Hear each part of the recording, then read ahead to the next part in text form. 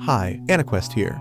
This is my recap for the anime Yozakura family. If you dig my recaps, don't forget to subscribe and smash that notification bell. The story kicks off with this dude named Tai, who just lost his whole family in a messed up accident with a truck.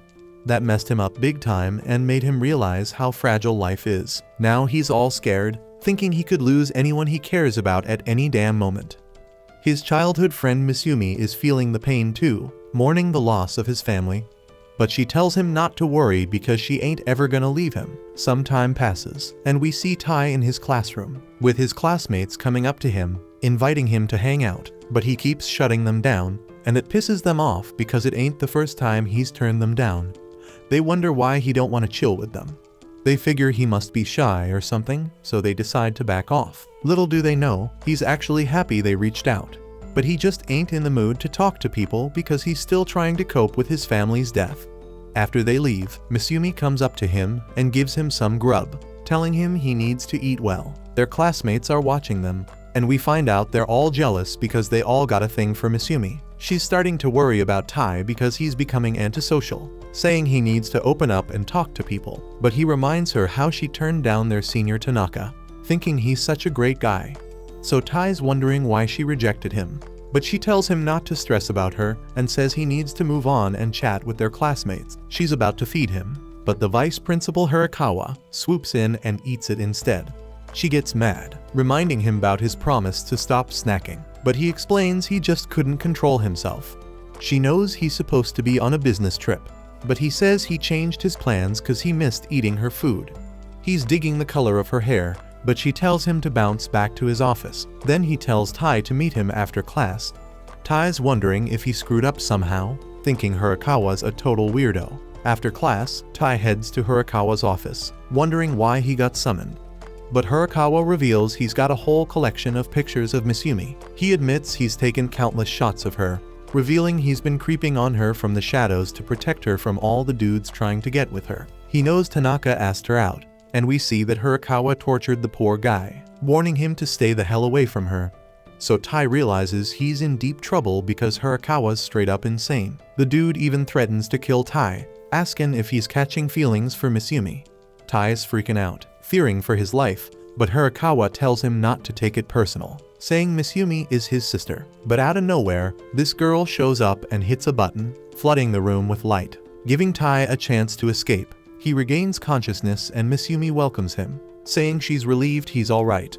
But he's all confused because he's surrounded by a bunch of strangers, so he starts freaking out, demanding to know who the hell they are. Misumi tells him to chill and introduces them as her siblings. Turns out the girl who saved his ass is Futaba, and she's got a brother named Shinzo, who's straight up obsessed with guns. Then there's Kengo, who's all about the cats, and Shen, who's a tech whiz. And last but not least, there's Nano, who's into doing experiments. And they got a guard dog named Goliath. Misumi spills that their family is actually a crew of spies, and Tai can't believe it. Wondering if he's getting punked, he grabs one of Shinzo's guns, thinking it's a freaking toy. But when he fires that thing, he realizes it's the real deal. They explain that being a spy is just a regular gig for them, working as freelancers, but they're struggling because the government spies offering their services for a cheaper price. But Shin drops the bomb that their family's got the best reviews on the internet, and Kengo adds that their brother Ishiro is boosting their rep because the ladies can't get enough of him. Tai puts 2 and 2 together and figures out Kengo's talking about Hirakawa. Futaba breaks it down that he's a flawed dude, but he's the top spy in the family. Tai is wondering why he's being targeted, so she spills that they got some intel saying someone wants to off Misumi. Futaba spills that Misumi almost died because of Ishiro, and the stress from that made her hair turn white. Ishiro blames himself for what went down, so he's been obsessing over her, doing whatever it takes to keep her safe. He got rid of anyone who got too close, but he made an exception for Tai because they go way back. But after learning about the intel, Ishiro decided it was time to eliminate him. Just then, the alarm goes off, and Ishiro storms into the house, but Misumi's siblings promise to hold it down and protect Tai. Shinzo spills that he sets up traps all over the house, but they all know there's still a major disadvantage because Ishiro's got mad skills. Tai feels like he's bringing trouble to the family, but Futaba tells him not to trip, saying it's always been a family thing. She drops some knowledge on him, saying he should marry Misumi because there's this rule in their family that stops them from killing each other. She explains about this cherry blossom ring that everyone in her family wears, saying when half of it is given to the spouse, the marriage becomes official. So if Misumi hands over that ring, Ishiro can't touch Tai. But Misumi doesn't want to marry him because he's still stuck mourning his family's death. And Futaba respects their decision. Everyone gets ready to throw down with Ishiro, but they realize he's already in the room, claiming he wrecked Shinzo's traps. Futaba tells him to back off, but he ain't having it. So she straight up slams his ass into the ground out of nowhere, and then it's an all-out brawl. But the dude can hold his own and uses his weapon to blast them away. He demands they hand over Tai, threatening to wreck the whole place if they don't comply. But Futaba charges in, trying to close the distance, but she ends up being restrained. Shin tells the others to bounce while she gets ready to throw hands. But Ishiro tells her she ain't no match for him, but she doesn't give a damn and calls in her drones, ordering them to light his ass up. We cut to Tai, all stressed out about the others, but Misumi reminds him they can't kill each other because of the family rule, so they'll be okay. She shows him a hiding spot, telling him to stay put, but she peeps that he's worried, so she reassures him that she ain't going anywhere. Ishiro manages to take out the drones and spots Misumi with Tai, telling her to give him a hug, but she flips the script and straight up attacks him, so he starts using his wires to restrain her. He admits he's impressed and takes off his mask, knowing Kingu was pretending to be Misumi. He knows Misumi's actually disguised as Tai, and we see Tai watching them, knowing she's in deep trouble. She takes off her mask and tells him to back off and leave Tai alone because he ain't trying to harm her. He agrees, but he tells her she can't leave the house, saying it's dangerous outside. He explains his plan to clear out any threats around her, so nobody can mess with her. He's even willing to take a stab for her, showing he's ready to risk his life to keep her safe. She's about to agree to his deal, but then Tai pops up out of nowhere, telling Ishiro to let her go. But Ishiro ain't having it, telling Tai to stay the hell away from their family. Tai realizes Ishiro's just like him, because they are both scared as hell to lose what they hold dear. But Tai ain't down with Ishiro's methods, knowing Misumi's suffering because of him. So Tai straight up proposes, telling her to marry him, saying he'll be fine because she promised to never leave him. So she tosses him a ring, but just as he about to grab it, Ishiro steps in, saying he'll never let Tai marry her. But Tai ain't giving up, and he manages to snatch the ring, thinking about all the times Misumi looked out for him. He doesn't want to see her suffer because of Ishiro. Then the siblings show up and peep Tai rocking the ring, promising to protect Misumi. They start celebrating, thinking he's the bomb diggity, and Futaba tells Ishiro to train Tai, so he can hold it down for Misumi. The next day, we peep Tai waking up, but he spots Ishiro standing over him with a freaking knife. He barely dodges it, and Ishiro praises his reflexes, but Tai thinks Ishiro's still trying to off him. Ishiro explains it's just part of their training, saying spies gotta stay alert even when they sleep. Now it's time for some exercise, and out of nowhere, he grabs Tai with his wires. Meanwhile, Misumi's getting their lunches ready, but she suddenly hears Tai screaming, so she rushes over to check on him, and she finds Akiro helping him stretch. Misumi starts getting mad, so Ishiro decides to call it out. He checks the time and realizes they gotta bounce, so he straight up grabs Misumi, and they jump out the window as the whole damn house blows up. Tai wonders what's going on, and Ishiro explains that somebody planted a bomb in the house. Now they're in a whip, and Ishiro gets a report from Shinzo saying the bomb was in the kitchen, meaning they were trying to take out Misumi. Tai wonders why the hell someone would want to kill her, so Ishiro reveals that Misumi is the 10th head of the Yakuza family. Ishiro goes on to explain that the Yakuza family goes way back to the ninja days in the Edo period, and all their descendants got superhuman abilities. But there's always one regular-ass person who's born as the head, even though they got no powers themselves. They carry the superhuman gene, and their kids will be able to have powers. So it's the family's duty to protect Misumi and keep their bloodline flowing. Ishiro notes they ain't care about the bloodline, but everybody just want to protect Misumi as her siblings. Ishiro mentions that eventually, Misumi gonna step into the underworld as the Yakuza family leader. So right now, she gotta learn about the regular world. But that also makes them a target for their enemies. Suddenly, shots ring out from behind, and Tai is losing it. But Ishiro tells him the car is bulletproof. The dudes start busting out bigger guns, but the whip swerves out of harm's way. Ishiro's worried about spilling his tea, telling the driver to drive more smoothly. And guess who's driving? It's freaking Goliath. Tai can't even believe his eyes. Then the dudes start shooting rockets at them. But Goliath manages to dodge them like a boss. Ishiro spills his tea, so he steps out to handle business himself. He effortlessly blocks their bullets with his wires and slices up the cars chasing them. Then he heads back to Tai and Misumi, reminding Tai he part of the family now and gotta protect Misumi too. So Ishiro plans to teach him everything about being a spy. Ishiro hands him a piece, saying his first mission is to keep Misumi safe from the assassins all day. They pull up at school, and Misumi says what's up to her classmates, but we see Tai following after her, scoping out the whole damn room. The girls think he acting hella weird, but the other boys give him props, but when they see his face, they straight up shocked, wondering what the hell happened to him. We cut back to the whip, and Tai's bugging out staring at the gun, but Ishiro's like, "Don't worry, we can clean that shit up if you even take someone out."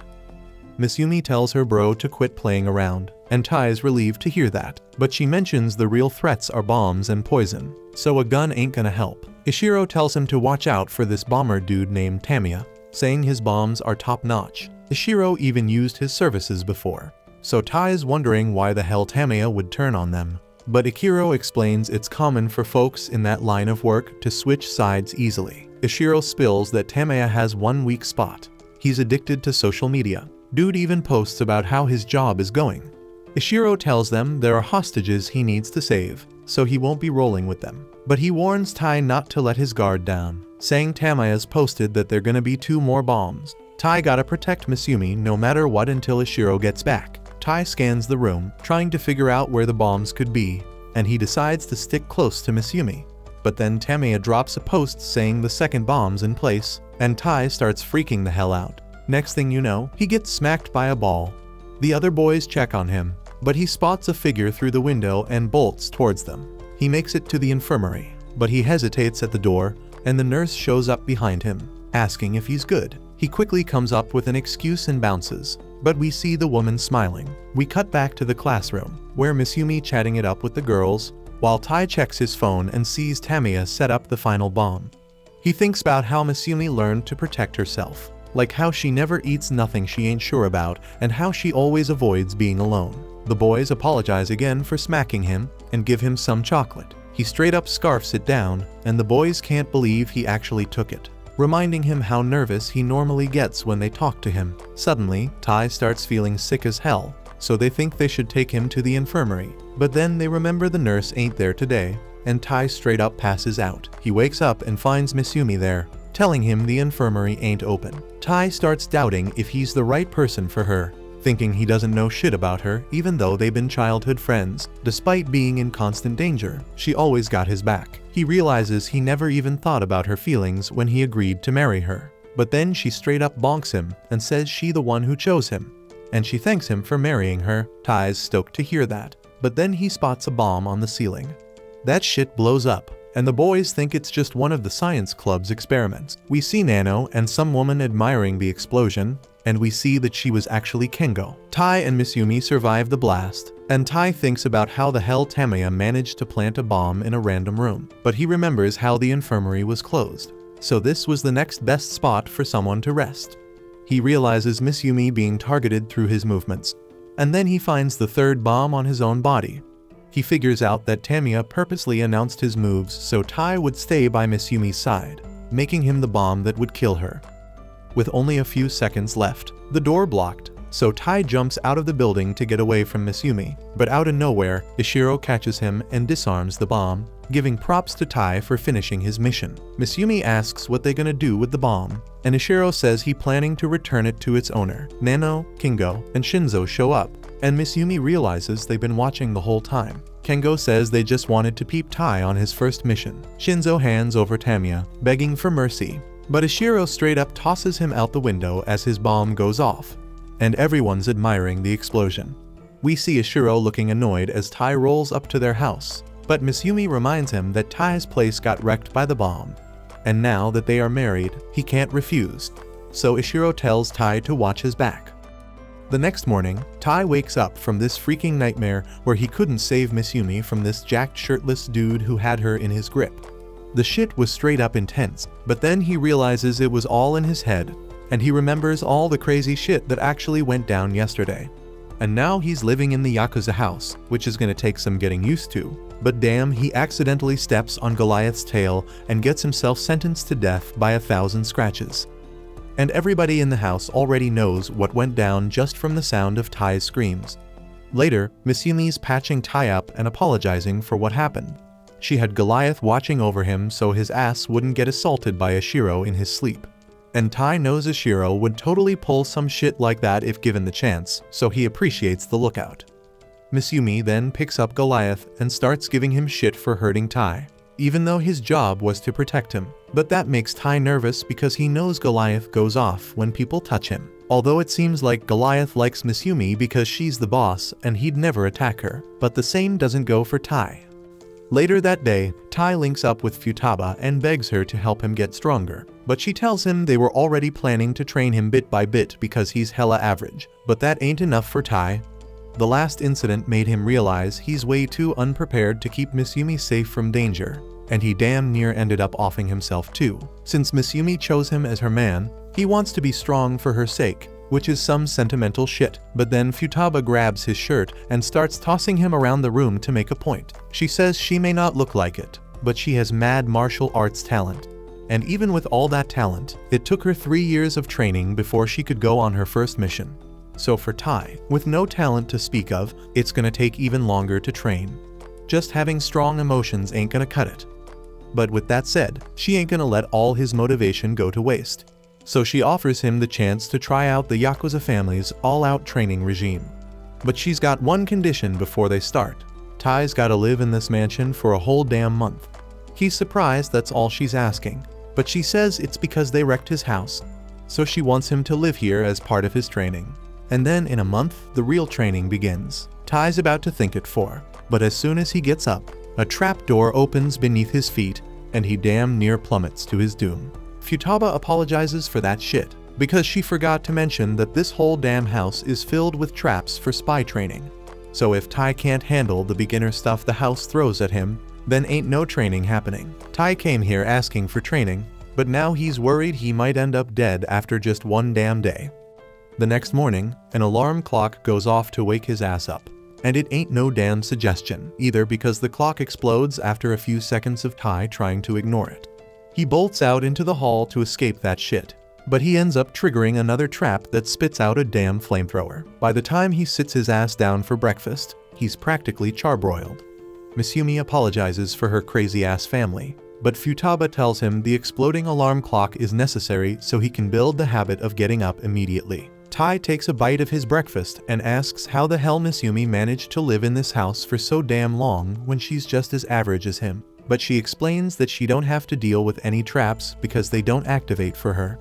Shin breaks it down for him, saying the traps can be turned off once he's been accepted by the house.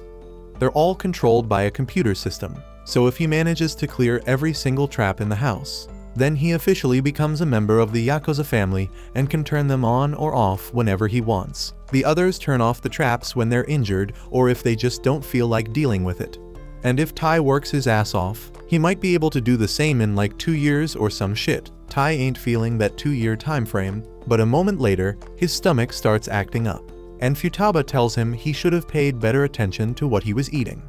Everyone in the family except Miss Yumi has their food laced with a little bit of poison to build immunity.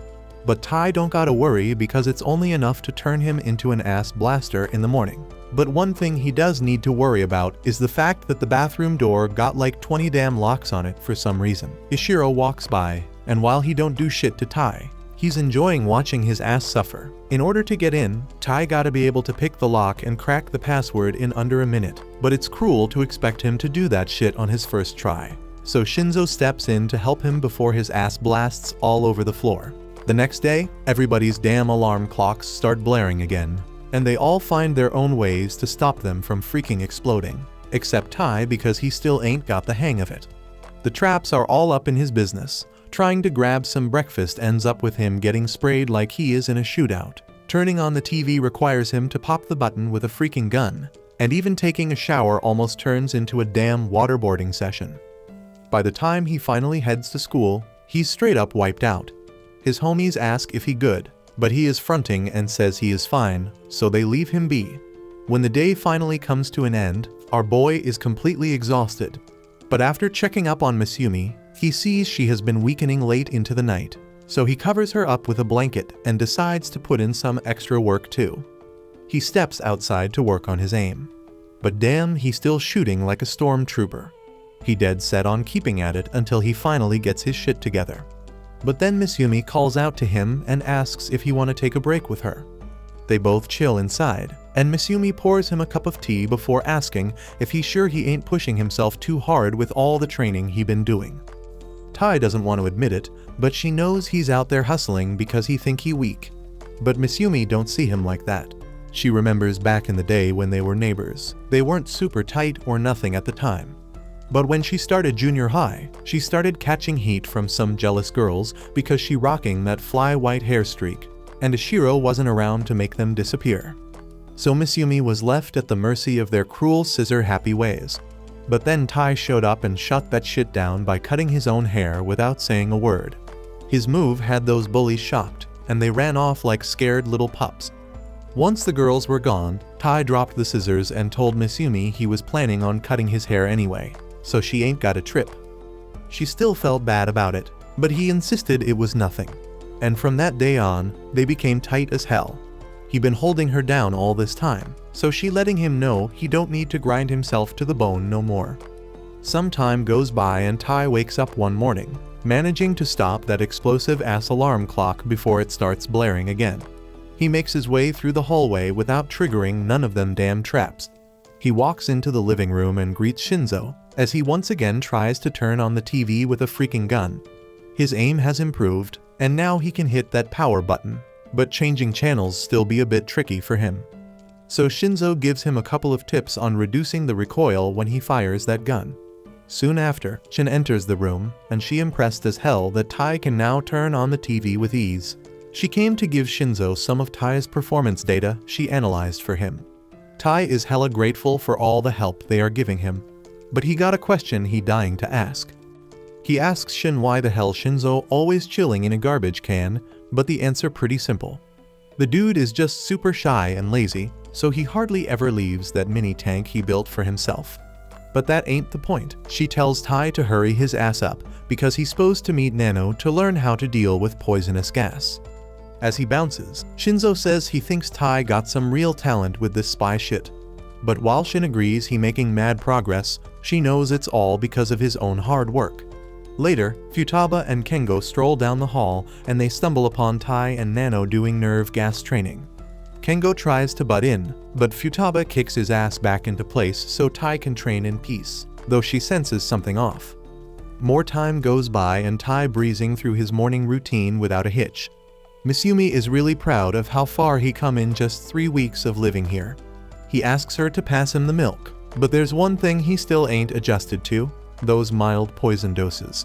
So once again he forced to race his ass to the toilet. But he also still ain't figured out how to crack the codes on the door. Kengo goes over to help him before he has an accident, but when he gets there, he finds Tai passed out on the floor. Everybody rushes over to check on him and Futaba asks Nano to get some medicine ready for him. Later on, Tai wakes up on Nano's diagnostic table, and lucky for him all he got is a fever from being hella tired. If he rests his ass for the rest of the day, he should be good, or at least he would be good if he ain't have such messed up injuries. Futaba been peeping that he hiding something for a minute now because ain't no way he achieving those crazy results without taking some drastic measures. He kept it on the down low with the help of the others, and Futaba straight up disappointed in Nano for letting him self-destruct like this. Tai tells her it ain't the others' fault because they tried to stop him from going all out. But he was stubborn as hell and begged them till they gave in because he want to protect Miss Yumi as soon as possible. Futaba smacks him on the head for being so damn foolish and not realizing that he can't take care of Miss Yumi if he can't take care of himself first. She hands him a book on code-breaking basics so he got something to do while he recovering from his wounds, and Tai thanks her for being so considerate. But once she bounces, Futaba thinks to herself that Tai's resilience is straight up unbelievable. Most people would break long before their bodies gave out if they pushed themselves to the edge like he did.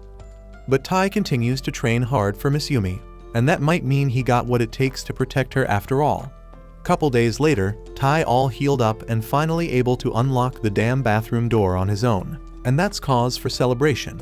And since he done beat all the traps in the house, he getting admin access to turn them off and officially recognized as a Yakuza. Futaba personally props him up for all the hard work he been putting in for the past month. But from now on, he getting that intense Yakuza family training, so he better be ready. Shinzo busts out a 100-kilogram shirt for Tai to rock, and Shin increases the difficulty of the traps. So Tai is in for even more brutal training right off the bat. Later, we peep Miss Yumi cooking up a storm for the family, doing her usual thing by adding a touch of poison. But out of nowhere, Tai hits her with a question about putting on a bra, catching her off guard. He tries to explain he was practicing his disguises, but she ain't trying to hear it. Then Kengo shows up and offers to teach Tai, but he ends up clowning him instead. Shinzo comes through wondering what the commotion is, so Tai rips off Kengo's disguise. Ishiro jumps in saying he's about to go on a mission and tries to get a kiss from Miss Yumi, but she just smacks him away. Turns out Shinzo's going on a mission too, and Tai's worried about him. But Shinzo says it's just some basic shit where they gotta grab the original plate for some fake cash. Tai can't believe that's considered an easy mission, so Shinzo hands him something before he bounces. Next thing we see, Tai and Miss Yumi walking to school, and out of nowhere a baseball comes flying at them. But Tai catches it like it's nothing, tossing it back with mad speed, and the coach straight up asks him to join the team. During lunch break, Miss Yumi mentions how his training got him all superhuman-like and tells him to be careful not to blow his cover. After school, Miss Yumi handles all the family paperwork, and Tai's mind is blown by how she handles it all. But she tells him she got used to it, and it's her responsibility as the head. Suddenly, she notices something's missing, so she decides to pay Kengo a visit. Tai can't believe how messy Kengo's room is, and Miss Yumi calls him out for forgetting to attach the paperwork to his report. Kengo brushes it off like it doesn't matter, and Tai suggests they search the room for it. But Kengo says there's no point because he never did the damn report. He comes out butt naked, and Miss Yumi tells him to cover up in front of her. But Kengo brings up how they used to bathe together when they were kids. Miss Yumi decides to punish him, but Kengo bolts past them.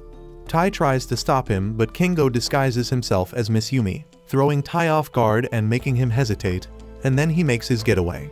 Miss Yumi activates hibernation mode, and the whole house goes into lockdown. Meanwhile, we see Shinzo sneaking through a vent, wearing X-ray glasses to scope out what's going on. He notices the security's tighter than expected, and then the director of the place rolls up. He's feeling good because things seem to be going according to plan, but it looks like there's someone else pulling the strings.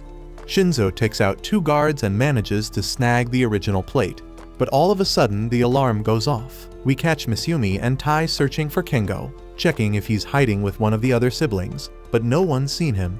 They even peep Ishiro's room, but it's just filled with pics of Miss Yumi, so they decide to keep looking. They get joined by the other 3 siblings, who are curious about what the hell's going on.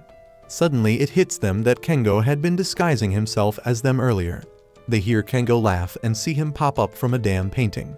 But he darts off real quick. Tai goes after him, but when they turn the corner, Kengo slips away. Miss Yumi wondered what happened, and Tai pointed to a tunnel. Miss Yumi can't believe there's a secret passage she didn't know about, and she's pissed that Kengo got away. She lifts the lockdown and they head back to Kengo's room to finish the paperwork. But then Miss Yumi suddenly slaps handcuffs on Tai and calls him Kengo. Tai's all confused and asks what the hell's going on. That's when Miss Yumi drops the bomb that she knew Tai's plan was to trick her into deactivating the lockdown. She also points out how the real Tai always lets her go through the doors first. So Kengo admits defeat and agrees to do his damn paperwork. The next thing we see, Tai chowing down on some carry when a call comes in. It's Shinzo, and he's freaking out because there were more enemies than expected, and he's running low on weapons. Turns out, even though he's a weapons expert, he's a total wimp when he's got nothing left to fight with. So Miss Yumi asks Tai for help. We catch Tai holding a package and sneaking into the facility, but then some dude sneaks up on him. He remembers his training with Shinzo, so he pushes back and disables the dude's weapon, taking him out. More people start coming at him, and Tai can tell there are 3 of them. He manages to take out 2, but the third one's about to call for backup.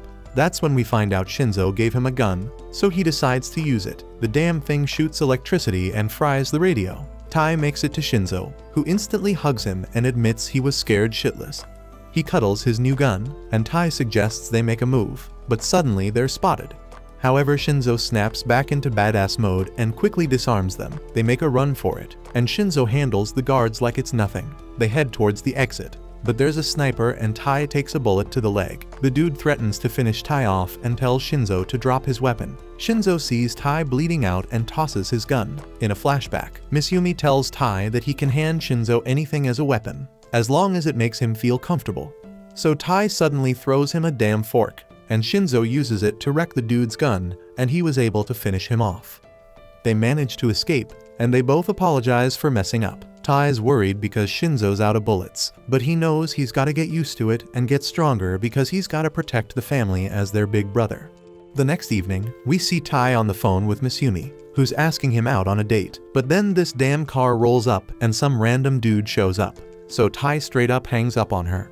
The dude walks over and introduces himself as Seiji, a cop, and starts grilling Tai with questions. They head to the station, where Seiji pulls out a picture of Tai from his last mission, and Tai starts getting all jittery wondering how the hell Seiji found it. Seiji drops a bombshell and shows Tai videos of him during the recent events, thinking he's the one responsible for all the shit that went down. He straight up calls Tai a criminal and threatens to arrest him. But then Seiji starts thinking Tai's working with some secret organization, so he offers him a deal: snitch on everyone and he'll get a lighter punishment. Tai ain't having none of it and says he don't know shit. Seiji tries to give him some water, but Tai knows that shit's got truth serum mixed in, so he refuses to drink it. Seiji forces it into his mouth, but Tai pulls off a slick move and catches it with a damn balloon, and he continues to play dumb. Out of nowhere, Seiji attacks him, and Tai realizes there are dead bodies in the room. Seiji explains that he just took out a drug dealer, boasting about how he's not afraid to take the law into his own hands. He grabs hold of Tai and threatens to off him, but then he spots a thread and realizes Ishiro's involved. Tai tells Seiji he doesn't know shit. Seiji's about to throw a punch, but Tai dodges it, and the punch ends up smashing through the wall. Meanwhile, Ishiro's listening in and starts making fun of Seiji's pathetic performance. Tai demands an explanation, and Ishiro reveals that Seiji is his buddy, and he's been covering up the family's activities in exchange for their help with his investigations.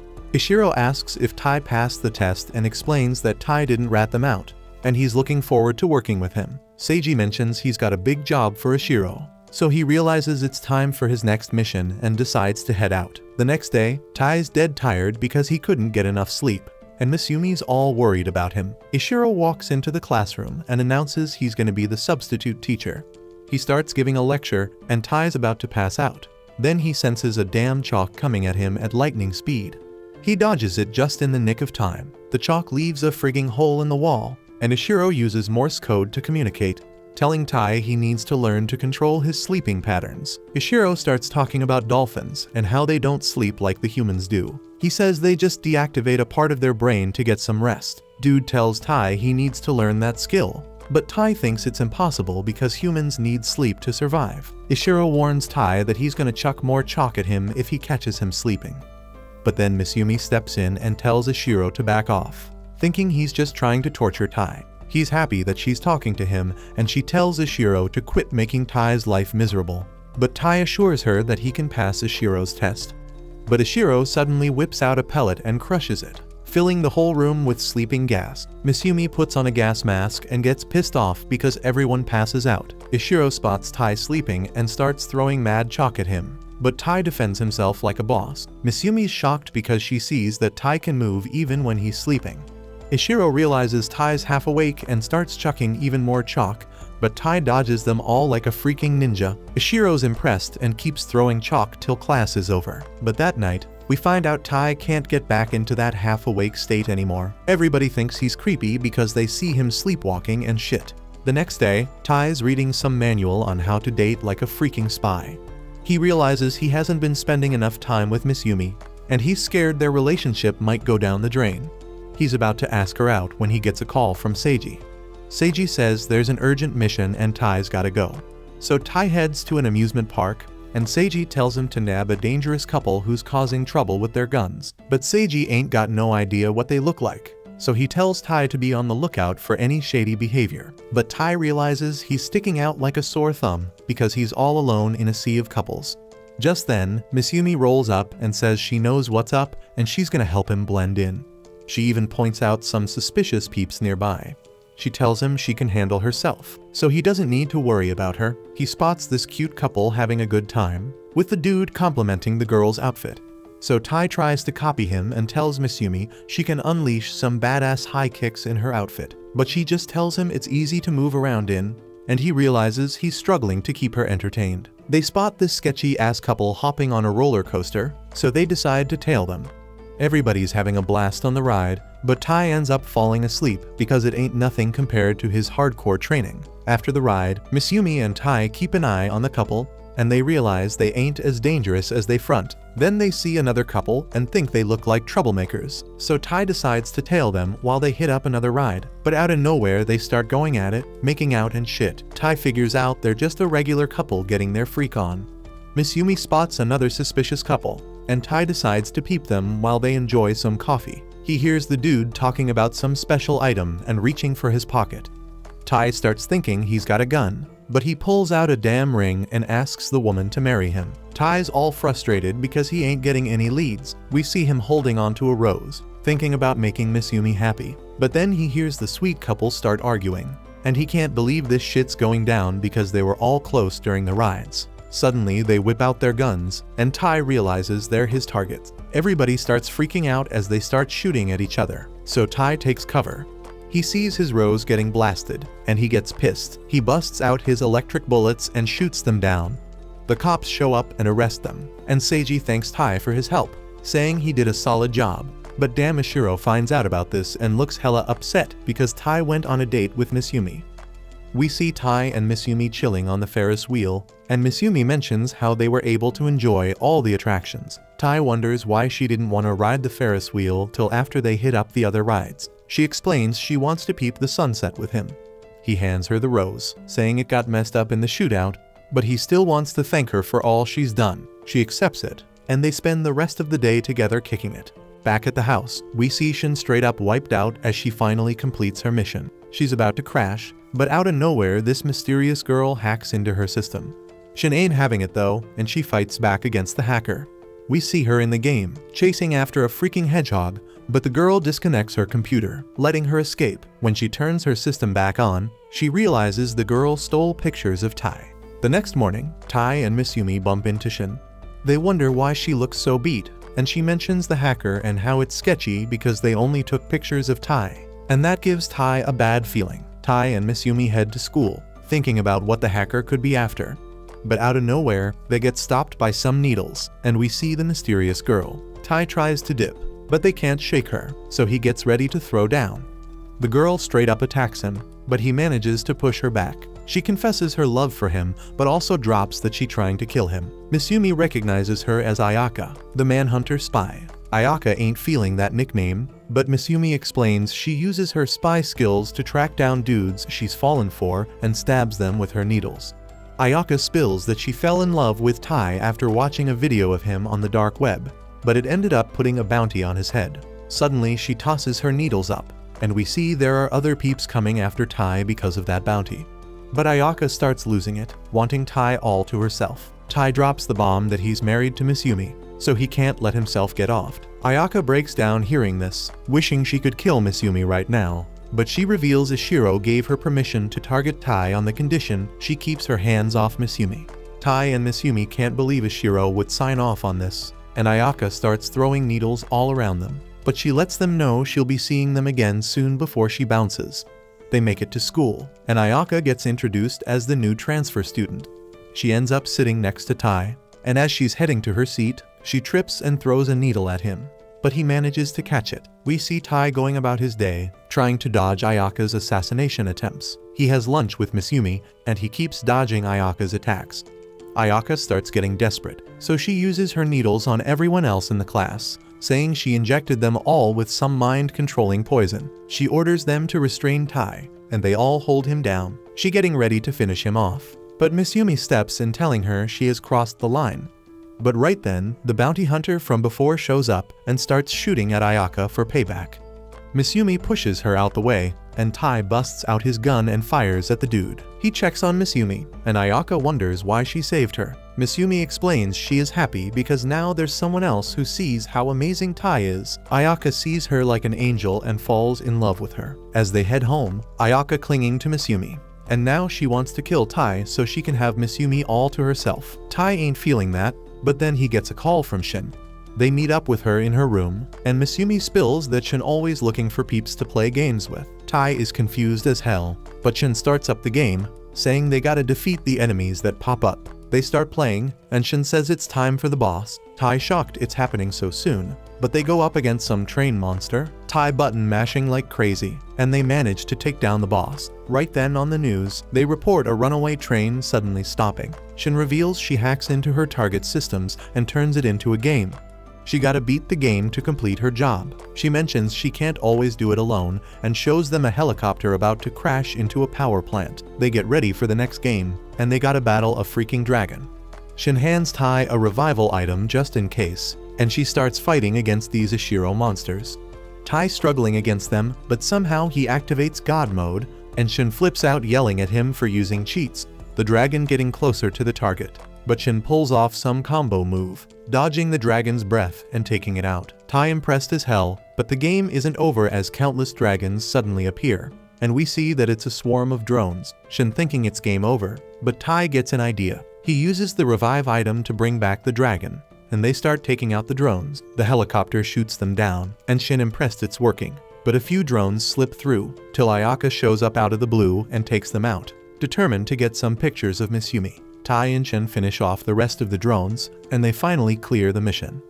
Shin gives props to Tai for his plan, but she insists on playing more games with him, refusing to let him bounce. A while later, we got these two badass spies who just wrapped up one crazy mission, and one of them, who is called Oga, is taking a break and reading the latest issue of Spies Monthly, which has put Tai on the front cover. Oga's mind is blown by all the sick achievements Tai's pulling off. But Sui, his partner, ain't giving two shits because it ain't their mission-related stuff. Meanwhile, back at the Yakuza mansion, Tai is chilling when he gets a call from Nano, who's looking for a ride home. Tai's in the middle of his workout warm-up, but he agrees to help him out and asks where he's now.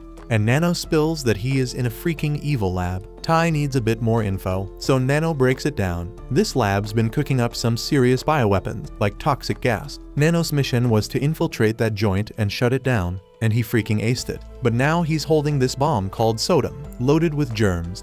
If that shit goes off, it's gonna wipe out everything within a 10 kilometers radius. No doubt taking that shit outside is hella risky, so Nano just decides to eat it instead. Tai is a bit freaked out because Nano just swallowed a freaking bioweapon, but he explains that his body is damn good at detoxifying things, so it won't be able to kill him, but it's gonna take him about 3 hours to neutralize the toxic gas in his system. And as a side effect, he's gonna be knocked the hell out. Lucky for Nano, he already knocked out everyone in the lab, so there's no immediate danger. But he wants Tai to come scoop him up before those other lab peeps catch on and start hunting his ass down. Tai gets the deal and suits up, ready to roll to the lab. But when he gets there, something feels off, like real sketchy vibes. He stays on high alert, checking every damn corner, but there ain't no sign of security anywhere, until he stumbles upon the bodies of the security guards. And that's when things start getting really freaking creepy. The guards are already out cold, and the security system's been breached. But this ain't Nano's style, so he's wondering who the hell's behind all this. He's lost in his thoughts for a second when one of the guards who ain't knocked out aims his gun at Tai. But just before he can squeeze the trigger, this guard gets slammed into a wall by a freaking ball and chain. And the ones who saved him are none other than Sui and Oga from earlier. Sui's all surprised that Tai's on a mission here too. So they introduce themselves as part of Hinajiku, a crew of government spies. Tai's heard about Hinajiku before. Unlike the freelance spies in the Yakuza family, these Hinajiku peeps are the elite. They take orders straight from the government. Sui explains they were sent here to shut down this lab, and he asks Oga for an update. So Oga starts listening in, hearing the footsteps of 5 folks all up in the building. And that ain't all, he can literally smell their guns, so he knows they're packing. That info tells Sui that the main lab they're looking for has gotta be underground after all. So he says his goodbyes to Tai, because they have their own mission to handle. But Oga ain't letting the chance to team up with Tai slip through his fingers. He grabs Tai and drags him along. Then out of nowhere, a guard sneaks up on Tai and pops 2 shots at him, but Tai dodges both like a freaking ninja and counterattacks, impressing the hell out of Oga. Eventually, they make it to the lab they're after, and Tai wastes no time rushing to Nano's aid once he spots him. But then Oga tries to straight up kill Nano with his steel ball, so Tai's gotta block that shit with his knife, breaking it in the process. Oga tells Tai to back off because it's dangerous for him to interfere like that. Their mission's all about neutralizing this lab. Tai doesn't understand why they would also want to kill Nano. Sui breaks it down that they've been keeping tabs on this lab for a while, so they knew all about Nano infiltrating the lab. And since Tai knew Nano's location, it was a cakewalk for them to find this place. But now that Nano's swallowed that bioweapon, he's become a major threat to national security. So they gotta eliminate him to complete their mission. Sui straight up tells Tai to step aside so he can off Nano. But there's no way in hell Tai's gonna just chill and watch his brother-in-law bite the dust. So Tai gets up in his face and declares that if Oga and Sui want to take out Nano, they gotta go through him first. He's ready to blast their asses, and Oga tries to warn him to think twice, but it's too late. Sui's already activated his crazy flash skill shit and darts past Tai with his sword, slicing up Tai's gun and body in the process. He could have easily offed Nano by now, but he's trying to prove a point about how Tai's emotions are straight up weakness. He trusted these spies he never met before, and was so laid back that he hesitated to shoot them first. Oga's bitching about how Sui always acts like this, so he was about to try and stop him. But then he remembers Sui's way too damn powerful for him to handle, so he backs off. Sui walks over to Nano, promising to make his death as painless as possible. But Tai is still begging him not to do it. Sui calls Tai pathetic, thinking he can solve shit by asking nicely. But just before he finishes the job, Nano wakes his ass up and tells Sui to hold up. He explains that his body's done detoxing the gas, and he's got a patch test as proof. He doesn't give a damn if Sui still wants to kill him anyway, but he at least wants to patch up Tai's wounds before he bleeds out. Sui stops and puts his sword away because he ain't got no reason to kill Nano if he's really detoxed the poison. He says he'll take the patch test as evidence that his mission was a success, and before he bounces, he hands Nano some cream to heal wounds so he can treat Tai. But if Tai's really this weak, Sui thinks it might be better for the Yakuza family if he actually dies. Sui and Oga dip out, and Nanos frantically tries to patch up Tai so he doesn't bite the dust. Once Tai's back on his feet, he finds himself held captive by Ishiro, with a flame right up in his face, and he doesn't know what the hell's going on. Ishiro shows Tai that he made it to the front page of Spy magazine again, but this time it's all about how Tai got his ass handed to him by the Hinajuku spies. They even calling it the downfall of the Yakuza family. Ishiro's mad as hell about that shit, and he's gonna straight up hunt down the journalist who wrote that article later. But for now, he's putting all the blame on Tai for the Yakuza family catching all that bad press, even though a big chunk of it's because of Ishiro's own actions. But what makes him the most mad is that Tai almost got Nano killed because he's weak as hell. If Ishiro had his way, he'd rather have Sui take out Tai. But then Nano and Misumi roll up and shut down Ishiro's bullying real quick. Misumi goes to free Tai from his restraints, but when Tai can finally speak, he says he doesn't blame Ishiro for being mad because it's true that he messed up the Yakuza family name. Nano tries to tell him that Tai's the reason he's still breathing, but Tai doesn't see it that way because he thinks all he did was stall Sui for a few seconds, because he's weak as shit. Then Ishiro steps up and spins Tai around, and tells him he ain't never gonna do nothing significant enough to shake the Yakuza family. But if he really wants to own up to his loss, the only thing he needs to do is get stronger and get revenge on Sui. Elsewhere, we see Sui's chilling on a train and tells this dude to move. But the dude ain't budging because his legs are long, and there's plenty of space for Sui elsewhere. But Sui takes it personally and straight up rips the dude's clothes apart, then walks away to find another spot like it's no big deal. And once he's settled, he finally brings up something that's been bugging him for a while and asks Tai what the hell he thinks he's doing with that hella suspicious disguise. Tai realizes he's been busted, and Sui asks if he's here to try and get revenge for their last fight, but that ain't Tai's agenda. Earlier, Ishiro spilled that the Hinajuku spies all got their own unique skills. So if Tai wants to take them down in a spy battle, he's gotta snatch every damn piece of info he can about their abilities. That's why Tai tells Sui he's gonna learn everything he lacks as a spy by watching Sui. This is the first time Sui's ever heard someone say they're gonna spy on him. But he ain't got no objections and says Tai can do whatever the hell he wants. But he doesn't believe Tai's gonna be able to keep up with him and his flash skill. Tai was struggling to keep up with Sui and remembers what Ishiro had told him about the Hinajiku moving technique. It's their secret way of walking silently at crazy speeds, helping them with sneaking, tailing, and combat. Sui is one of the squad leaders at Hinajiku, is a master at this shit. So Tai gotta really focus to even notice him. But Tai ain't giving up. He's gotta do whatever it takes to keep track of Sui. But damn, Sui gets really annoying when Tai starts keeping pace with him. So he takes out his sword and shreds all of Tai's clothes, leaving him to get nabbed by the station police. But Tai ain't backing down. So the next day, while Sui and Oga are out on a mission, Tai's trailing them close behind, and Sui gets fed up again and slashes off Tai's clothes once more. Day 3 rolls around, and Sui and Oga are chilling on the side of a building, having their lunch, and Tai's still right behind them. So Sui takes his sword and slices off Tai's clothes yet again. After a whole week goes by, Sui and Oga are on another mission, and Tai's still tailing them. Oga's actually impressed with how much Tai's improved in just a week, but Sui couldn't care less. He moves in to slash off Tai's clothes once more, but this time Tai manages to dodge enough to save his pants from getting sliced. Sui's starting to realize that maybe, just maybe, Tai's actually getting better, but he still goes ahead and cuts off the rest of Tai's clothes. Later that day, Nano walks into the kitchen and finds Ishiro cooking dinner. Nano asks if Ishiro's seen Tai anywhere, and Ishiro says he found him collapsed by the door, probably because he lost to Sui again. But when Nano asks if Ishiro carried him up to his room, Ishiro reveals that he's currently using Tai's body as a damn cutting board. Nano pushes Ishiro aside and checks on Tai to see if he's alright. But Tai just laughs and says Sui got him again. Nano can't understand why Tai's pushing himself so hard to follow Sui around, but Tai believes he's gotta do this to overcome his weakness. He figures it's better to die because nobody wants a weak-ass big brother like him. Nano doesn't see it that way because from day 1, Tai's always been doing shit that nobody expected. So no matter what anyone says, Tai's always gonna be cool in Nano's eyes. On the 10th day of Tai tailing Sui, he's been on his ass the whole damn day, and Sui's actually impressed. But Sui's done fooling around with Tai. He's ready to finish him off for good this time, so he gets ready to strike. But Tai's one step ahead. He grabs Sui's arm, although he still gets slashed in the process. After taking so many hits from Sui's blade, Tai realizes that while the slashes are all over his body, they always start from the center.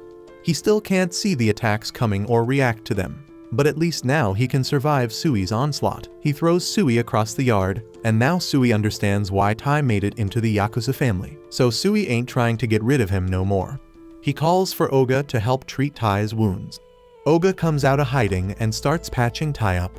He can't believe that Tai actually managed to dodge Sui's sword, but Sui knows Tai didn't really dodge it. He just memorized Sui's moves, so he knew when the attack was coming. But even that's hella impressive.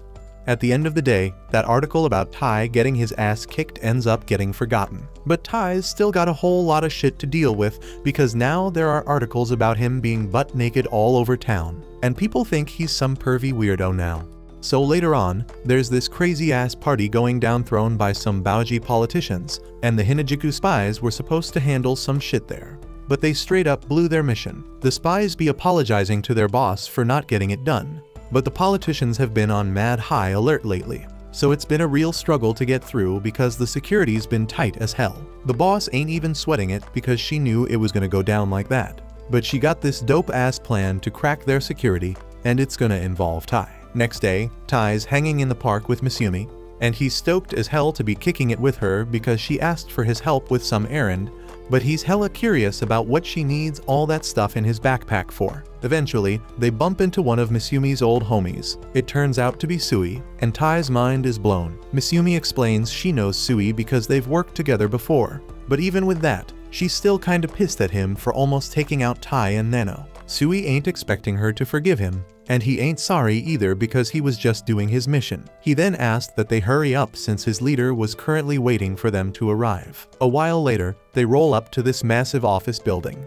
But that ain't even the main base because the real Hinajiku base is the cafe right next to it. They all lock in, and Sui steps up to the register to place his ridiculously long order. When he's done, he punches in a code, and a trap door opens up beneath them. Tai's mind is blown again. But Sui said it was only natural for the secret government spy organization to be located underground. They got a few hundred more meters to go till they reach the head office. Sui offers Miss Yumi some tea while she's chilling on his lap. But Tai ain't feeling that because she's his damn wife. But Sui says it's too damn risky to let her go alone, so he's just keeping her safe for now. And Tai sees exactly what he means because a whole bunch of arrows and lasers start flying their way. The traps are part of the Hinajiku base's security and spy training, so Tai better keep his guard up or he'll be straight up toast before they even hit the damn floor. After some crazy ass seconds of dodging lasers, Sui and Tai finally make it to the ground floor. But the traps ain't done yet. Out of nowhere, this freaking huge rock comes crashing down straight onto Tai. But just when you think he's gonna get squashed, the Hinajiku boss comes out of nowhere and straight up obliterates that thing with one punch. After that, she welcomes Tai and Miss Yumi. But she's wondering if this fluffy dude here got enough strength to keep Miss Yumi safe.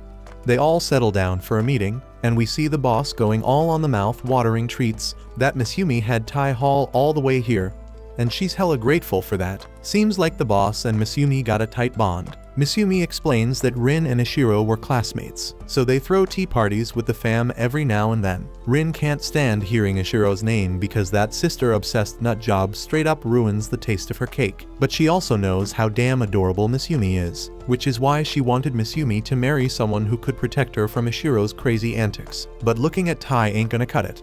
She heard from Sui that Tai was a shitty spy. But Sui corrects her and says all he meant was that Tai was seriously like garbage at anything spy-related, which is pretty much the same damn thing. Miss Yumi stands up for her hubby and says he's got just as much determination as Ishiro. Rin takes it as straight-up fact. But before they can keep going with the discussion, Ishiro busts into the base like a freaking wrecking ball. He lost the signal from the GPS tracker he planted on Miss Yumi, and he knew the only ones who could disable it were the Hinajiku spies. So he came down here straight up gunning for her. Miss Yumi already knows what's about to go down. Rin gets up to face Ishiro and tells him to bounce because his mere presence is straight up polluting the air. Ishiro refuses to let anyone chill with Miss Yumi except him, so he uses his wires to attack her. But Rin's on the same level as him. She straight up punches through his wires and straight up mocks him for trying to take her down with such a weak ass move. So Ishiro steps up his game, and these two start throwing down. Their fight wrecks the base in seconds, so they gotta evacuate all the spies for safety. Damn, this is exactly what Miss Yumi didn't want going down. Every time Ishiro and Rin are in the same vicinity, shit goes down, and they start throwing hands. Sui tries to step in and stop them, but he's too damn weak to even get close. Miss Yumi jumps in between them and tells them to cut it out. But they both too caught up in their attack animations to cancel, so Miss Yumi's in some serious danger right now. Thankfully, Tai manages to yank her head down just in time to avoid getting her jaw wrecked, but he ain't so lucky himself. He gets knocked the hell out, and Miss Yumi's all pissed off. She threatens to never talk to Rin or Ishiro again if they keep causing trouble like this. The thought of losing Miss Yumi makes Ishiro pass out, and Rin starts begging for forgiveness. But on some real shit, Rin gotta admit that Tai's way tougher than she gave him credit for. Dude took a direct hit from both her and Ishiro and survived. Her opinion of him has changed, so she wants to talk to him about something once he wakes up and gets the feeling back in his face. She wants Tai to go undercover and spy on some politician. This dude's been doing all sorts of good shit like free education, pensions, and lowering consumer tax. The people straight up love him. But Rin says a lot of his accomplishments are built on a foundation of straight-up bloodshed. He's got 3 of the most dangerous spies in the world, Red, Blue, and Yellow, as his right-hand goons. They help him with bribes, assassinations, and every illegal trick in the book to gain public favor. And with the next general election coming up, this politician's planning something big. He's been slick enough to cover up all his other crimes as coincidences so far.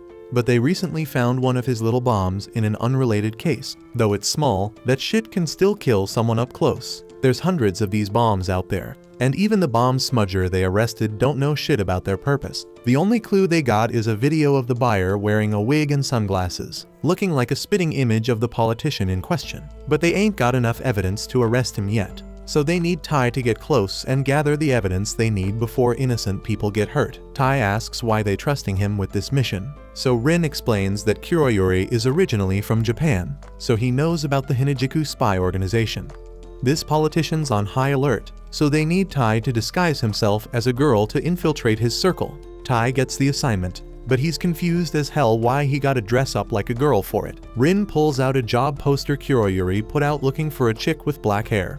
And that's exactly what Tai gotta look like. But before they get this mission rolling, Rin reminds Tai that the fate of hundreds of lives is in his hands, so he better not mess up. Tai manages to land the damn job, and at the next rally, Kuroyuri introduces him to his fans as Yoko. But Tai just wants to bounce and go home. Shit goes south when some folks who ain't down with Kuroyuri's policies show up. They claim all the stuff he's done only made the gap between the rich and the poor wider. So a protest breaks out and turns into a damn riot. In the chaos, a speaker's about to crush some dude, but Kuroyuri jumps in front and takes the hit instead. He apologizes if they thought he had some ulterior motives, but he says his intentions are pure as hell. Even if they against him, they still representing the voice of the people. So Kuroyuri's down to peacefully listen to their complaints. Suddenly, the protesters ain't hating on him no more, and everyone starts clapping. They whisk Kuroyuri away in an ambulance for his injuries, and he tells Tai to head back to the office without him. But turns out he ain't hurt at all. The whole damn thing was part of his plan to make the public love him even more, and it worked like a charm. Even his injuries were fake as hell.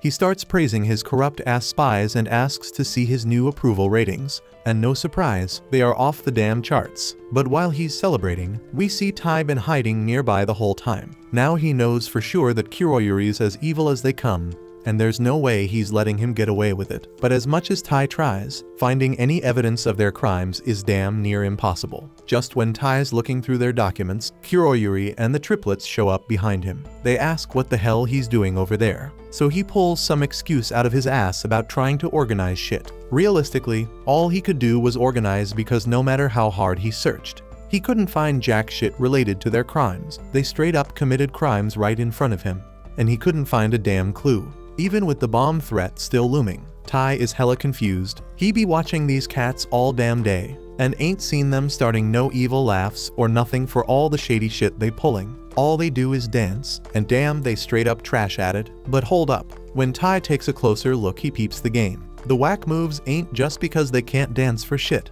They using it as a code to talk to each other. Once he cracks that code, he figures out they talking about straight up taking down some rival crew. The next day, while a lot of important people are gathered in an auditorium, he plans to drop the bombs because he couldn't pull his usual dirty tricks on these fools. They all gathered in one spot, so he gonna wipe them all out by planting the bombs under the stage.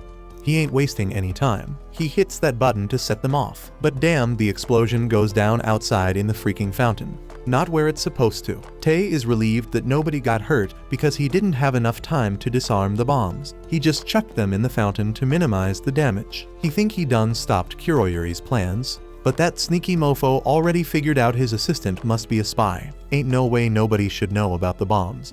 So Kuroyuri pulls his gun on Tai, letting him know he got some backup bombs in case shit like this went south. Then he shoots Tai in the head and sets off the secondary bombs. They blow up like they supposed to, but somehow all the people Kuroyuri wanted dead still kicking. Turns out, Tai done coated them all in some anti-shock foam before they could get hurt. That was all Tai's doing. Dude managed to stay alive because he swapped out Kuroyuri's bullets with fake ones, but he still outnumbered 4-1. So Kuroyuri think he got this in the bag as long as he got his triplets with him. But Tai wasn't alone from the beginning. Sui comes through dashing past everyone and slicing their guns to shreds. Once it's clear they are about to take a loss, the triplets dip on Kuroyuri before he even knows what's going down. Dude's pissed because he paid them mad cash to have his back. He's still trying to put up a fight, but as a regular scumbag, he don't stand a chance against Sui. Now that everything's handled, Hinajiku shows up to handle the crime scene. Sui asks Tai to escort Kuroyuri to the Hinajiku headquarters so they can hand him off to Rin. Tai still ain't feeling being around Kuroyuri because dude hella weird. But then this fool starts talking about how impressed he is that Tai overcame the trauma of losing his family in that accident and proved himself as part of the Yakuza family. But it's messed up because he still thinks that shit was an accident. That gets Tai's attention. Kuroyuri goes on to say he knows all about how Tai's whole family crashed their car off a damn cliff, and Tai was the only one who made it out alive. Some might call it a miracle, but sometimes miracles ain't nothing but man's work. All this got Tai hella curious, so he points his gun at Kuroyuri's head and tells him to start talking. He wanna hear every damn thing Kuroyuri knows about what went down with his family. Kuroyuri doesn't feel threatened by the gun, so he ain't gotta answer none of Tai's questions. But as someone deep in the spy game, he can straight up tell Tai that there's a whole bunch of hidden truths in this messed up world. Right then, Tai gets a call from Sui, and it's an emergency. The Deputy Prime Minister got snatched up, and they're live streaming the whole thing from some sketchy location. They grabbed him during the chaos of the explosion and swapped him with some decoys so nobody would notice. Seems like he was the prime target all along. Sui wants Tai to grill Kuroyuri and get the lowdown on what he knows. Turns out, Kuroyuri's already hip to the kidnapping and was even planning to roll up to the abduction site. Dude breaks free from his restraints, catching Tai off guard. Then out of nowhere he drops one of his earrings, causing a massive explosion right in the middle of the damn road. Back at the house, Nano's mixing up some chemicals when he messes up a little. An explosion goes off and Misumi rushes in to check on him. But no need to stress because there ain't no bad effects except for Nano getting stage 7 cancer. But he says it's an easy fix, no biggie. In a few minutes Nano zaps away the tumors and gets back to mixing. He tells Misumi he's been messing up lately because he's mad worried about Tai getting hurt on his missions. So his mind's all over the place, and that's why he started his latest experiment, just in case Tai comes back all messed up like a mangled corpse. He's got a concoction ready to patch him up. He asks Misumi if she ain't worried about Tai too. And hell yeah, she's worried because he's her man, but she knows sitting around stressing ain't gonna help. So all she can do is whip up a bomb-ass feast to celebrate when he comes back. She might have gone a bit overboard with the cooking, but she knows Tai's gonna dig it when he walks through that door. But now that she thinks about it, the house has been hella quiet lately. So she asks Nano what everyone else is up to. Nano explains that they are all tripping too. So Kengo's hustling to make a mask for Tai in case his face gets all messed up on the mission. Shin is busy exposing all the haters dissing Tai on the internet. And damn, Shinzo been straight up crying his heart out this whole time.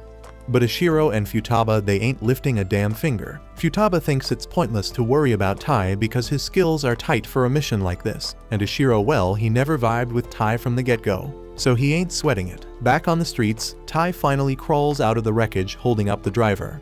And the only thing on his mind right now is what Kuroyuri dropped on him. If it's real talk that his family's deaths weren't no accident, then who the hell's behind it?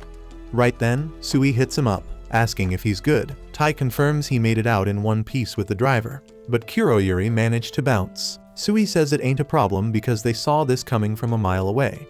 He didn't clue Tai in earlier, but Kuroyuri ain't just some crazy politician. He's a former spy known as Kuragao.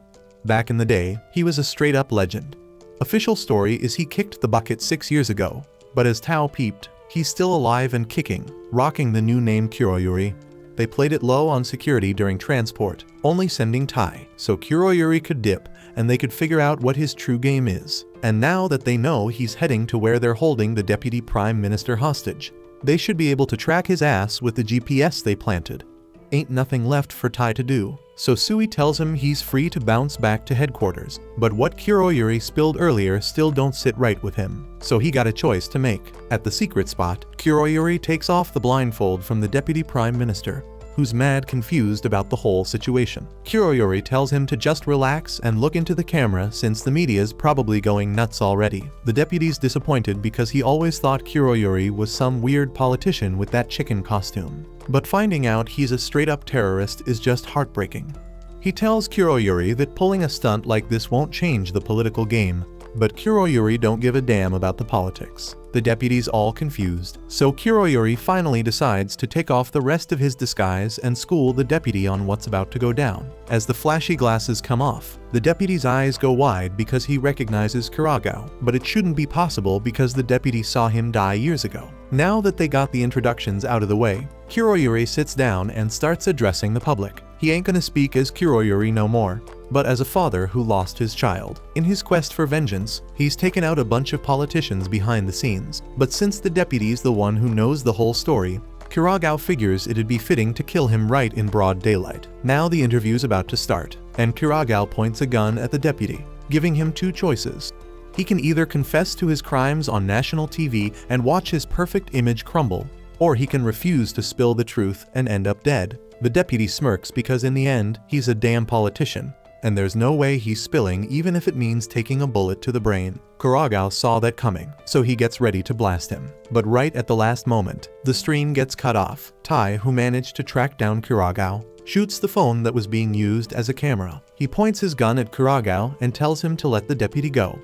But Kuragao calls his bluff because if Tai fires now with the electric rounds, the deputy's guaranteed to get hit too.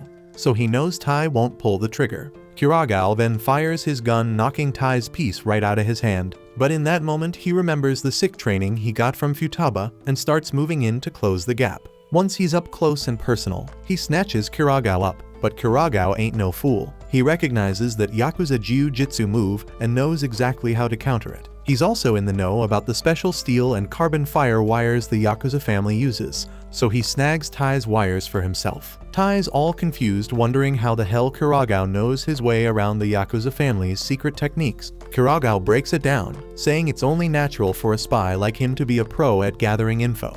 But being a spy only means you're good at gathering info, nothing more. The real deal spies know how to squeeze every last drop of advantage out of that info. Tai asks why a spy like Kuragao would even bother becoming a politician just to deceive people. But like he said before, Kuragao don't give a damn about politics. He went through all this trouble for one reason only, is to get his revenge. With his skills in gathering and exploiting info, Kuragao was a valuable spy in the political world. On one particular day, right after wrapping up a mission, he was told to lay low till he got his next orders.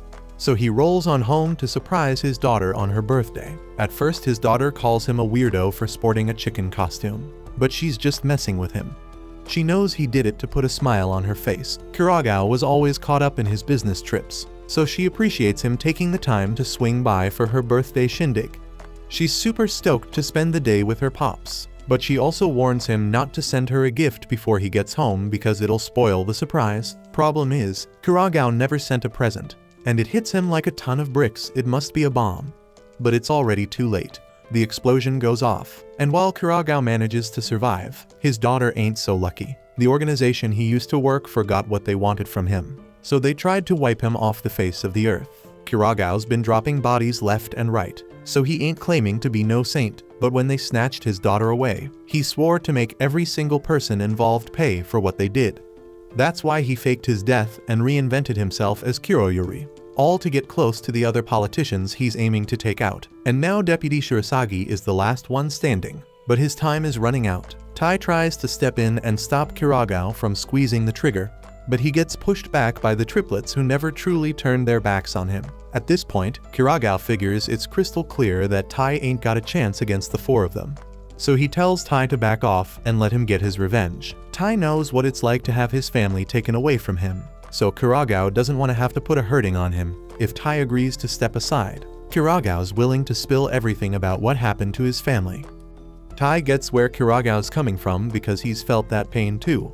And if there's some hidden secret about the accident that took his family, Tai wants to know it too. But most importantly, he can't let anyone else die, so he can't let Kuragao pull that trigger. Just then, Sui shows up, and with one swing of his blade, he slices up the floor, sending himself and the triplets crashing down below. As he falls, he tells Tai he'll handle the triplets down there, so he wants Tai to take care of Kuragao and make damn sure Shirasagi survives. Tai agrees and gets his blade ready to face Kuragao and charges at him.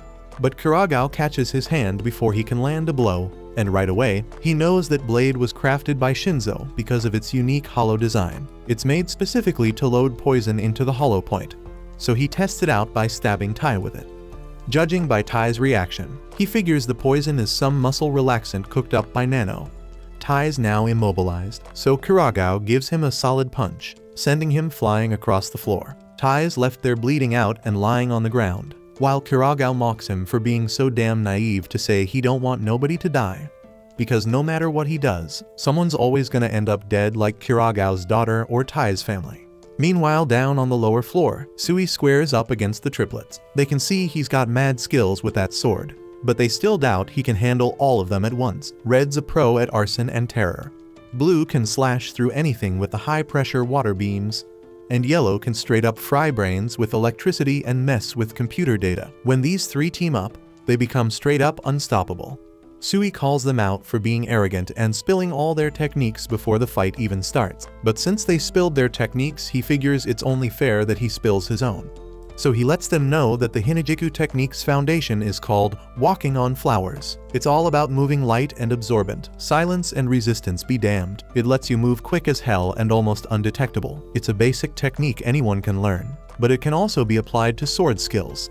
He's confident he can handle all three of them at once. The triplets get ready and combine their techniques into one massive attack aimed right at Sui. As that huge ball comes flying at him, Sui readies his sword to counter and pulls off a perfect parry, taking down all three twins at once. With his job done, he's itching to get back to Tai as soon as possible because he knows Tai ain't gonna last long against Kuragao. But then he feels a straight-up terrifying presence creeping up behind him. He turns around and swings his sword. But there's nothing there. Now he's left wondering what the hell just went down. Back with Tai, Kuragao asks him if he gets the gut-wrenching despair that comes with losing your family. Tai knows that pain all too well, but he also knows that through all his suffering, he had someone there to lean on. He's got a new family now, so he's ready to move on. He straight up charges at Kuragao, and in his mind, Kuragao's thinking how useless Tai's efforts are because he's already memorized every damn Yakuza family technique Tai could pull off. But he ain't ready for what goes down next.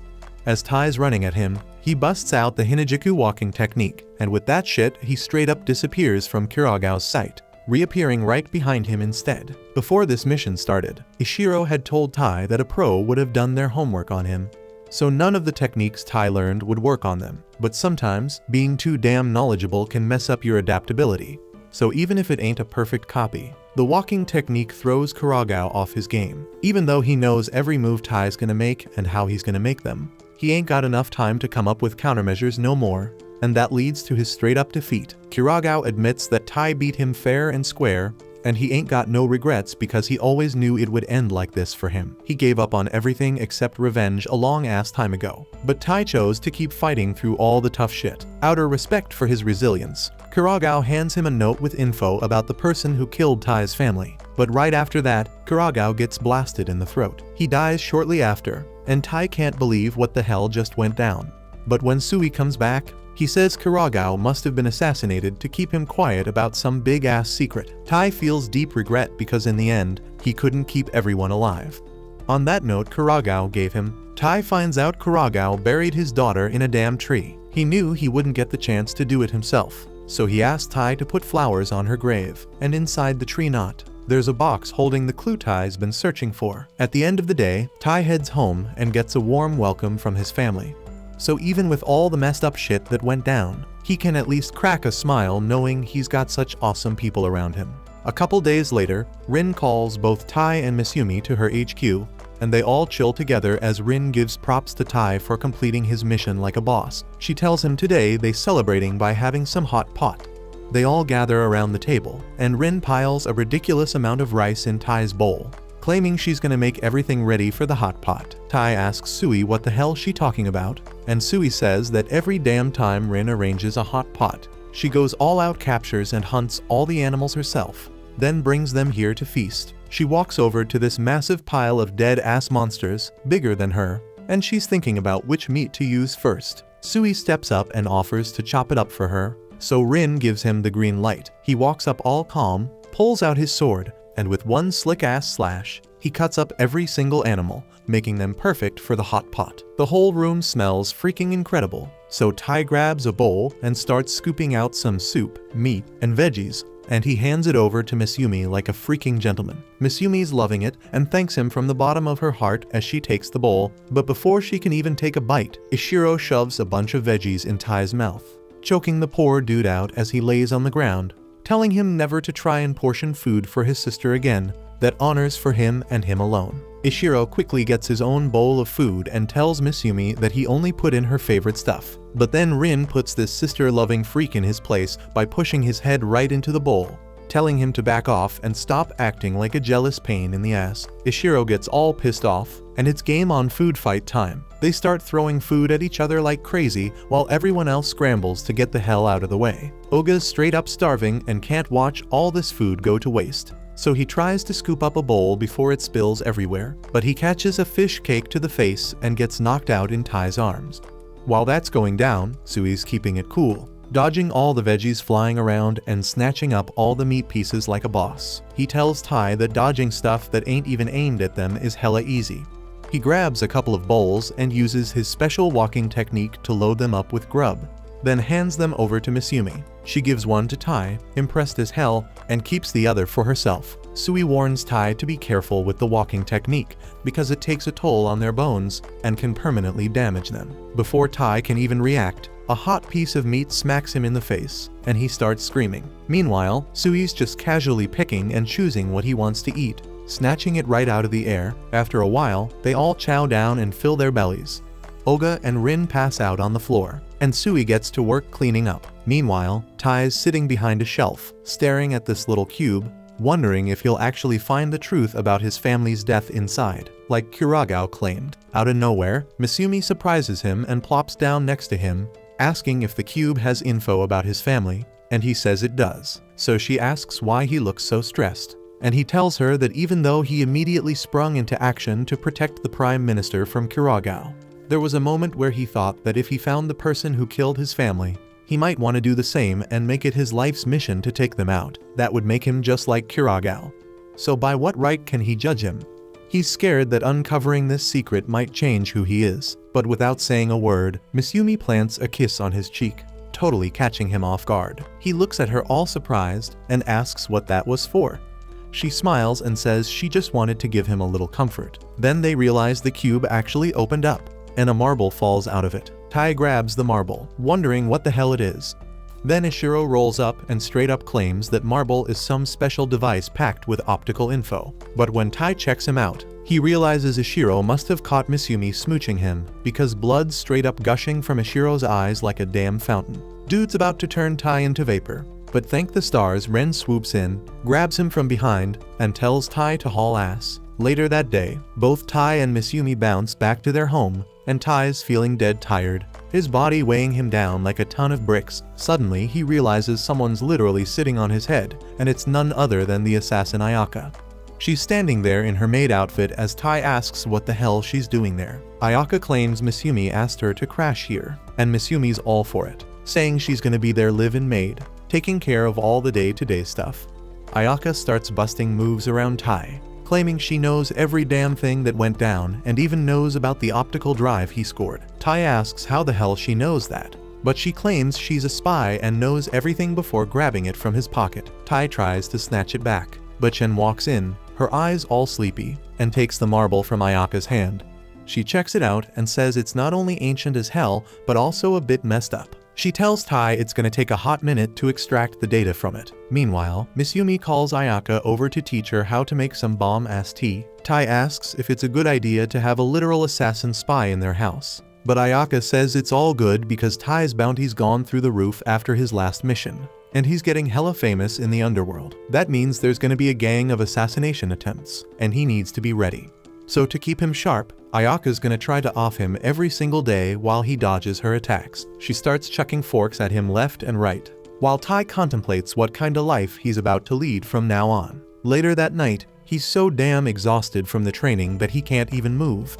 Dude just plops down on the table, and Misumi offers to brew him some tea. He appreciates the offer, but says he needs to hit the shower first. He heads to the bathroom for a refreshing rinse, but then Ayaka pops out of nowhere, scaring him and starts snapping pictures of him, saying spies gotta stay alert even when they are vulnerable. She keeps clicking away and then grabs a bottle, squirting some acidic stuff that straight up burns the walls. Tai's dodging and trying to get out of there, when all of a sudden, the house defense system kicks in, zapping the hell out of Ayaka in the bathtub. Nobody saw that coming. She warns Tai to stay back because it'll shock him too. Tai's trying to figure out how to save her, and then he breaks the wall and finds the main power outlet. Without even thinking twice, he jumps in the tub, grabs Ayaka, and grabs the power supply with his other arm. Ayaka's telling him to leave her be, but he keeps trying, managing to short the power supply and causing a freaking explosion. After it's all said and done, he's standing on top of Ayaka on the ground. Unfortunately, Ishiro walks in and catches him in this wild-ass situation. Dude grabs some ancient torture device because according to him, no man should even look at another woman if he's married to Misumi. Tai's like, screw this, and bolts while Ishiro and Ayaka chase him butt naked through the whole damn house. A couple days go by, and Tai's back on his regular missions. One day he forgets his phone, but when Misumi tries to hand it to him, she sees some person named Kaoru calling him. Dude yanks the phone out of her hand, saying it's nobody important, and straight up hangs up before heading outside. Miss Yumi's all confused about what's going on, and then Ayaka pops up behind her, scaring the crap out of her. Ayaka's crying and claiming that these are signs of cheating. Tai's leaving early, coming back late, sometimes turning off his location so nobody can track him, getting calls from unknowns, and straight up dodging her when she tries to follow him. She's all convinced he's cheating, but Miss Yumi's got faith in him and tells Ayaka not to worry about it. The next day, Miss Yumi takes Goliath out for a stroll with Tai and tells him how stoked she is to chill and spend some quality time together since he's been crazy busy lately. Tai smiles and starts asking about Goliath's breed. Miss Yumi says this ain't an average dog. Goliath's been rolling with the Yakuza family for centuries, and he used to be her great-great-grandmother's guard dog. She claims he's a special mix of a mystical wolf and a regular dog, which explains why he can shape-shift. Right then, Goliath straight up changes shape in front of Tai's eyes, turning into a more wolf-like form and growing in size. Miss Yumi hops on his back, saying he's mad strong, and asks if Tai wants to ride too. But Goliath ain't having it and flicks Tai away with his tail, so Miss Yumi ends up putting him in charge of the leash instead. As soon as he takes it, Goliath starts moving like a freaking rocket, running at insane speeds and even plowing through water. By the time they're done, Tai's soaked, lying flat on his ass in a park. Suddenly, a couple of kids roll up to check out Goliath, and Miss Yumi goes over to chat, but out of nowhere, Goliath senses something's off, and an explosion goes off. Thankfully, Miss Yumi saves the kids while Goliath shields her, but then they realize Tai tried to save them too and took the full blast. This pisses Miss Yumi off, and she tells Goliath to sniff out the culprit. Goliath's on it, and he sniffs the detonator and maps out a route through the city to find where it came from. Turns out it's some loser making lame-ass jokes from his mom's basement, trying to off Miss Yumi. Dude's sitting there staring at his computer, shocked to see she's still alive, but then Goliath busts through his door, storms in, and straight up ends him in an instant. Later that night, Tai gets a call, and he straight up hides it, acting all shady and saying he gotta bounce back home. Miss Yumi ain't pressing him with questions and tells Goliath to take them back. But to their surprise, this time Goliath actually lets Tai ride on his back as they head home. When they get back, Ayaka straight up attacks Tai, accusing him of cheating. And then Ishiro jumps in to torture his ass too. But before they can do any damage, two people walk in, claiming they're government spies and say there's been a big misunderstanding. Turns out the old man's name is Kaoru. Kaoru pulls out these special dark sweet tea leaves that Tai was trying to get. He explains that Tai was just trying to score Ishiro's favorite tea leaves, which are hella hard to find. Tai went on all sorts of missions to get the ingredients, but he wanted to keep it on the down low. Ishiro can't believe that Tai, the dude he's been beefing with so much, would do something like this for him. He's damn near choking himself out of shame. Later that night, they all sit down and enjoy some bomb-ass tea while talking about the future plans for the Yakuza family. A few days later, Futaba is putting Tai through some crazy reflex training. She busts out a freaking Gatling gun shooting baseballs at him, and the poor dude can barely dodge them all while trying to run like hell. After that grueling session, he finally heads back home. When he gets there, he finds Miss Yumi checking out an old picture book. The picture shows everyone looking hella young, and Miss Yumi all proud shows it to Futaba and Tai. Tai asks about the occasion they took that picture, and Miss Yumi tells him it was to celebrate Nano passing his spy license exam. Futaba confirms, saying it's their family tradition to take a family photo when someone gets their license. Now Tai's curious about this whole spy license thing, and the girls all look at him like he's lost his mind. So Futaba takes a sip of tea and explains to him that a spy license is like a membership card from the Spy Association. That association was formed way back in the 20th century by a crew of spies looking out for each other. They hold exams every year, and those who pass get the spy license. Futaba shows off her golden license, the highest rank you can get. She tells Tai that once you got that license, you can get intel and job references from the association, plus other perks. Everybody starts at the bronze rank, but by passing advancement exams, you can level up. As you level up, the missions you get become tougher, but the rewards also get better. Tai is thinking he want to take the license exam too, and Futaba says he should go for it. Just then, Ishiro shows up, and he overhears the conversation. He tells Tai it's all good that he's eager to join the exam, but he also reminds him that everyone in the family passed it on the first try. He warns Tai that if he doesn't pass that shit on the first go, things gonna get really bad, so he starts chasing after him, putting the pressure on. But then they hear Ayaka screaming her lungs out, and they find her crying and apologizing to Shin in her room. Everybody's asking what the hell happened, and Shin says it ain't no big deal. Ayaka was messing with some cables while she was working on a program, and it caused a glitch. Suddenly, the giant screen in front of her turns on, and a freaky-ass horror scene from a movie starts playing out. Tai straight up freaks the hell out when he sees that horror scene popping up on the screen. Dude wondering what kind of glitch could lead to this messed up shit. But hold up, just a second later, Misumi and Shin figure out what's going on.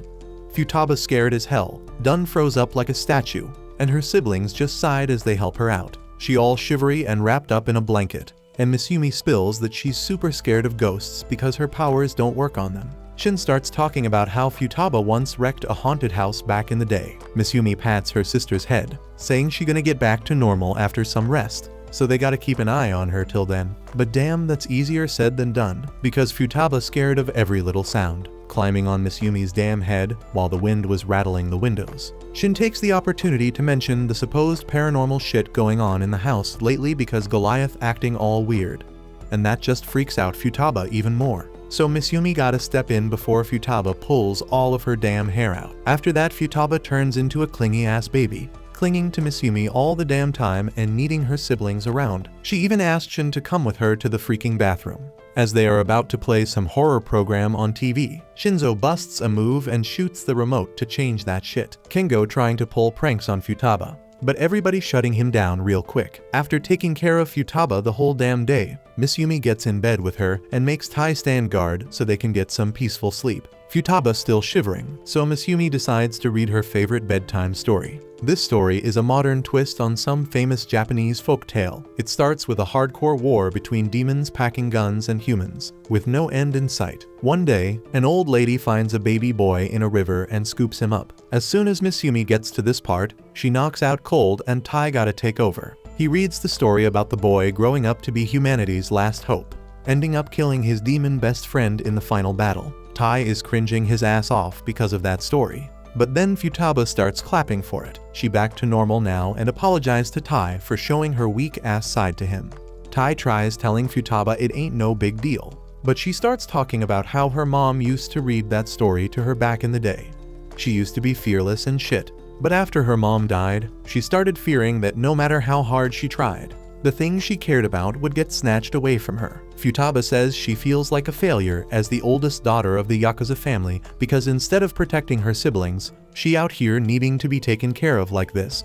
She opens up about her insecurities and then thanks Tai for listening, and he tells her he knows the terror of losing the people close to him, but he says that fear of losing them is what pushes him to get stronger so he can protect them. Futaba just chuckles at him and tells him to go to his room because it's already too damn late. She thanks him again and wishes him good luck for his license exam. Tai leaves the room with that, and Futaba gently caresses Misumi as she covers her with a blanket. Fast forward to the day of the spy license exam. Tai and the other contestants gotta start off by running with heavy-ass weights tied to their feet. Misumi watching everything from the waiting area, cheering on Tai. And Homeboy surprises everyone and takes first place in the race. Everybody is impressed by the rookie from the Yakuza family, but some folks looking hella salty. Later, Tai munches on some rice balls made by Misumi, who tells him to rest up real good before his next test. That Mohawk dude he smoked in the last race watching them from the corner. The dude plotting to take Tai down right then to claim his reward, and he comes at him with a dagger aimed straight at him. But before he can reach Tai, a strong-ass gust of wind blows his sorry ass away, and another contestant tells him that fighting among the contestants ain't allowed. Mohawk curses out this dude named Hoshi, but then he notices his knife broke, so he hauls ass and runs away. Tai thanks Hoshi, who tells him it ain't nothing because he was just protecting what he loves. Hoshi plucks a grain of rice off his face and eats it while talking some dirty shit to Tai, and Tai wastes no time, putting his gun right to his head and telling Misumi to watch out for this damn pervert. Hoshi straight up tells Tai he doesn't need no damn gun because he already shot him straight through the heart, and that just creeps Tai out even more. But hold up, Misumi seemed to recognize Hoshi. Misumi is all furious, telling this universal flirt to back the hell off her man, but Hoshi says that he is cool being the side piece too. Like what the hell? The dude grabs Tai's face and starts snapping close-up pictures. And he even got a tiny doll of Tai made from his leftover clothes and hair from his mission sites. Tai is straight up freaked out by now, but then they go and announce the next test, and Hoshi grabs his hand and drags him away. Next up, They gotta free themselves from chains underwater, and Tai breezes through that shit like it's nothing. Hoshi be right there at the next tank, telling Tai he looking mighty fine all wet. Then they throw in a game of hide and seek with some big-ass executioners chasing after them. And Hoshi manages to find Tai in the mix and gives him one tight-ass hug. This causes Tai to freak out, and because of that he attracts the attention of the executioners. The next challenge is defusing a bomb, and Tai handles that with time to spare. But Hoshi still hanging around, pestering him like a damn mosquito. Then it's a written exam, and if you mess up, they yank you up and stick you in the damn ceiling. Tai is struggling with the exam, so Hoshi decides to show him his answer sheet, where he done solved all the questions.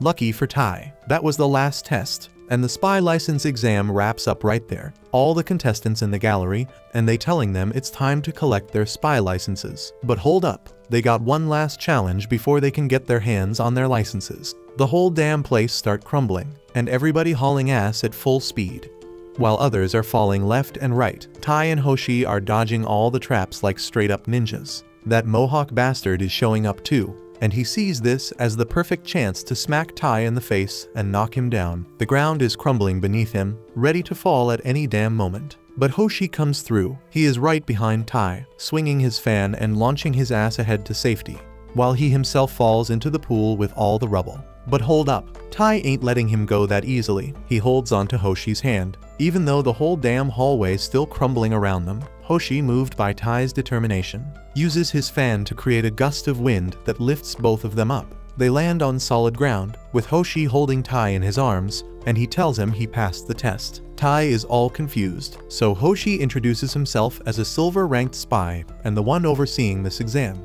He explains that while the tests were all about checking the participants' skills, there was also a proctor assigned to each one to judge their character.